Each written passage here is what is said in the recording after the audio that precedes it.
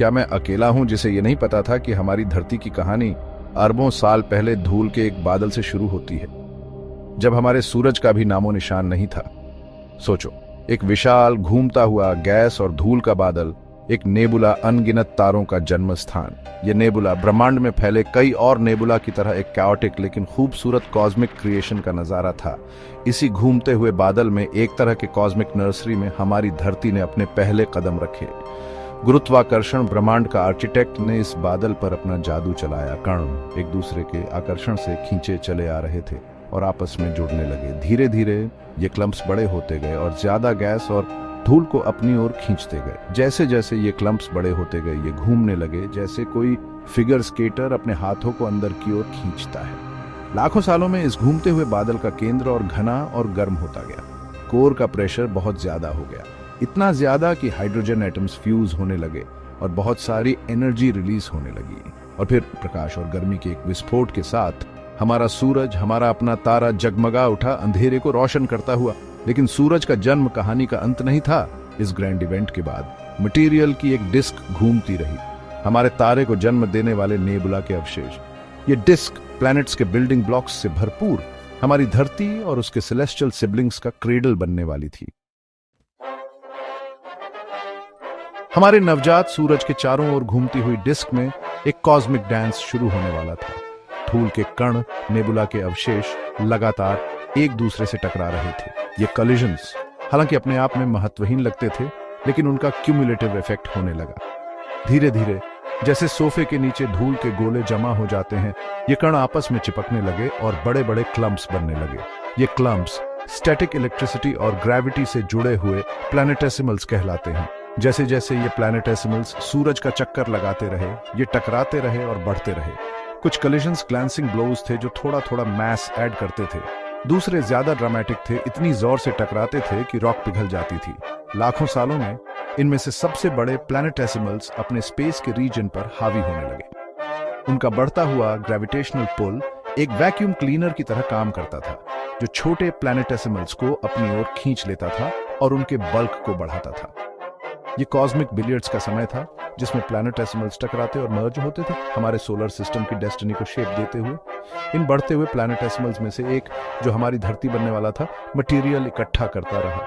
इसने धूल, गैस और दूसरे प्लैनेटेसिमल्स को निगल लिया और लगातार साइज और मास में बढ़ता गया। अक्रीशन के इस क्योटिक लेकिन एलिगेंट प्रोसेस के जरिए हमारा प्लैनेट आकार लेने लगा। कल्पना कीजिए, अर्ली अर्थ, एक ऐसी दुनिया जो अभी अपनी इन्फेंसी में है। ये एक वायलेंट और कैओटिक जगह थी, आज के सीरीन ब्लू प्लैनेट से बिल्कुल अलग। सतह मैग्मा का एक मोल्टन सी थी, जिस पर लगातार एस्ट्रॉइड्स और कॉमेट्स की बमबारी हो रही थी, जो सोलर सिस्टम के फॉर्मेशन से बचे हुए थे। ये इंपैक्ट्स, जिनमें से कुछ कोलोसल स्केल के थे, बहुत ज्यादा हीट जनरेट करते थे, जिससे अर्थ मोल्टन स्टेट में रहती थी। इसी ट्यूमल्चुअस पीरियड में एक कैटेक्लिज्मिक इवेंट हुआ, एक ऐसा इवेंट जिसने हमारे प्लैनेट की डेस्टिनी को शेप दिया और हमारे फेथफुल कंपेनियन चांद को जन्म दिया। एक मार्स साइज्ड ऑब्जेक्ट, जिसे साइंटिस्ट ने थिया नाम दिया है, यंग अर्थ से यूनिमैजिनेबल फोर्स से टकराया। इस इंपैक्ट ने अर्थ में शॉकवेव्स भेजी, जिससे उसके मैंटल का एक हिस्सा टूट गया और मोल्टन रॉक स्पेस में फ्लंग हो गई। ये डिब्री अर्थ के ग्रेविटेशनल पुल में फंसकर कोलेस होने लगी। समय के साथ इस कॉस्मिक कोलिजन का डिब्री इकट्ठा हो गया और हमारे प्लैनेट के चारों ओर एक रिंग बन गई। मोल्टन रॉक और डस्ट की रिंग धीरे धीरे ठंडी हुई और आपस में क्लम्प हो गई और आखिरकार वो चांद बन गया, जिसे हम रात के आकाश में देखते हैं। इस इंपैक्ट का अर्थ पर भी गहरा प्रभाव पड़ा। इसने हमारे प्लैनेट के एक्सिस को टिल्ट कर दिया, जिससे हमें सीजन्स मिले, और इसने अर्थ के रोटेशन को स्टेबलाइज करने में मदद की। हालांकि अर्ली अर्थ एक हेलस्केप थी, लेकिन इस वायलेंट बर्थ पैंग्स ने लाइफ के इमर्ज होने के लिए स्टेज सेट कर दिया। सेक्शन 4, लाइफ फाइंड्स अ वे। एक कठोर दुनिया में जीवन की चिंगारी। प्रारंभिक पृथ्वी एक हॉस्टाइल जगह थी, आज के हॉस्पिटेबल प्लैनेट से बिल्कुल अलग। एटमॉस्फेयर जहरीली गैसों का एक टॉक्सिक मिक्सचर थी, जिसमें सांस लेने के लिए जरूरी ऑक्सीजन नहीं थी। पूरे प्लैनेट पर वोल्केनोज इरप्ट हो रहे थे, लावा और ऐश को आसमान में उगल रहे थे। महासागर गर्म और एसिडिक थे, यंग सन से इंटेंस रेडिएशन की बमबारी हो रही थी। फिर भी इस सीमिंगली इनहॉस्पिटेबल एनवायरनमेंट में भी लाइफ ने एक रास्ता खोज लिया।